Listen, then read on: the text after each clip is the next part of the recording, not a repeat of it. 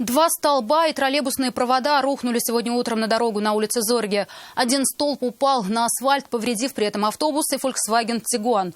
Второй обвалился прямо на припаркованную «Газель». Повреждения владелец грузовика оценивает как тотальные. Айрат Назипов поговорил с участниками происшествия о причинах и последствиях.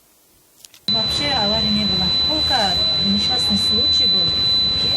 Водители только начали трогаться со светофора, как полетели искры, стали падать провода и рушиться столбы. По рассказам участников происшествия, троллейбус, стоящий вместе с ними при начале движения, штангой зацепил трос. Мы когда, видимо, тронулись, он рогами зацепил провода, у него отскочило и потянул за собой столб, вот эту всю конструкцию здесь с проводами.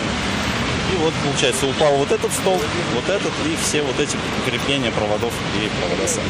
Люди в происшествии не пострадали, а вот автомобили получили серьезный ущерб. Водителю Volkswagen относительно повезло. Столб упал в метре от его машины. Провода при падении повредили заднее стекло его транспорта. Будем документы все оформлять, чтобы компенсировали. Я не знаю сейчас, как это все оформлять правильно.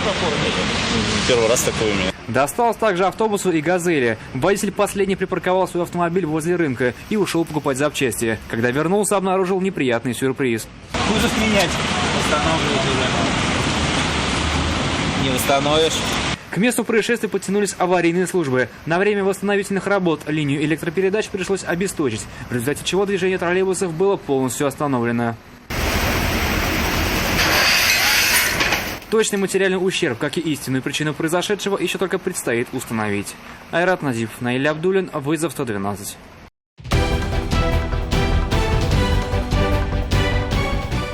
Происшествия и аварии, трагедии, героизм спасателей и сила закона в программе «Вызов 112» на сайте tnv.ru и на YouTube-канале ТНВ.